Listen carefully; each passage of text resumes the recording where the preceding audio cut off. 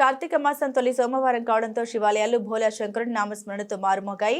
వేకువజామున తరలివచ్చిన భక్తజనం పావన కృష్ణా నదిలో పుణ్యస్నానాలు ఆచరించి ఆ పరమేశ్వరుని ప్రీత్యర్థం విశేష అభిషేకాలు పూజలు నిర్వహించారు.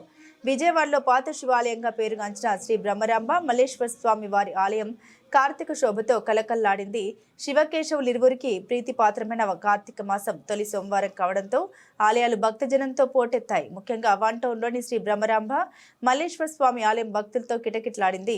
వేకువజాము నుండే విశేష సంఖ్యలో భక్తులు తరలివచ్చి కృష్ణానదిలో పుణ్యస్నానం ఆచరించారు. అనంతరం చేరువనే ఉన్న పాత శివాలయంలో ప్రత్యేక పూజలు, అభిషేకాలు, కార్తీక దామోదర్ల ప్రీత్యర్థం దీపాలు వెలిగించి శాస్త్రోక్తంగా అర్చన నిర్వహించారు. వేకువజాము నుండే ప్రారంభమైన భక్తుల రద్దీ కొనసాగుతుంది. భక్తులకు అసౌకర్యం కలగకుండా దేవస్థాన ఈవో చైర్మన్ ప్రత్యేక ఏర్పాట్లను చేశారు. ఈ సందర్భంగా చైర్మన్ బొమ్మ మధు మాట్లాడారు. కార్తీక మాసాన్ని పురస్కరించుకొని ఆలయంలో పరమేశ్వరునికి ప్రత్యేక పూజలు, అభిషేకాలు నిర్వహిస్తున్నట్టు తెలిపారు. ఈ మాసంలో అత్యంత విశిష్టమైన తొలి సోమవారం కావడంతో భక్తులు పెద్ద సంఖ్యలో తరలి వచ్చారని, వారికి అసౌకర్యం కలగకుండా అన్ని ఏర్పాట్లు చేశామన్నారు. స్వామివారికి మహన్యాస పూర్వక ఏకాదశ రుద్రాభిషేకాలు నిర్వహించామని తెలిపారు. బ్రహ్మరాంబ దేవికి ఈ రోజుకు దేవి అలంకారం చేస్తున్నట్లు వివరించారు. భక్తులంతా దేవస్థానం నిర్వహించే పూజలు, అభిషేకాల్లో పాల్గొని స్వామివారి కృపకు పాత్రలు కావాలని కోరారు. గురుభ్యో నమః. హరి ఓం. శ్రీ మహాగణాధిపతయే నమః. శ్రీ త్రికోటేశ్వర దేవస్థానం కోటప్పకొండ.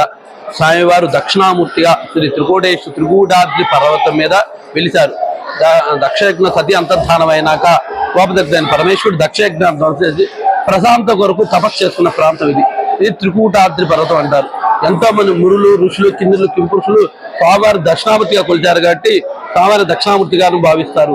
కాబట్టి స్వామివారి దక్షిణామూర్తి. త్రిమూర్తులు తపస్సు చేశారు కాబట్టి త్రికూటేశ్వరుడు అని పిలుస్తారు. అటువంటి పర్వతంలో కార్తీక మాస పర్వదినం విశేషంగా జరుగుతుంటుంది. కార్తీక మాస ఉత్సవములు, కార్తీక దీపోత్సవం విశేషంగా జరుగుతాయి. అందులో మొదటి స్వామివారి భక్తులతో చాలా రద్దీగా ఉంది.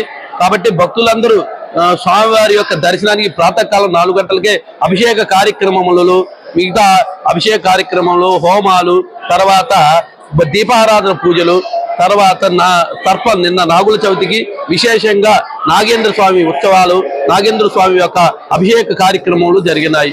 భక్తులందరూ ఈ యొక్క స్వామివారి యొక్క దర్శన భాగ్యం చేసుకుని అందరూ కృపకు కావాల్సిందిగా కోరుచున్నాం, కృపకు పాత్ర కావాల్సిందిగా కోరుచు ఉన్నాం. నమ పార్వతీపదే హర హర మహాదేవ శంభో.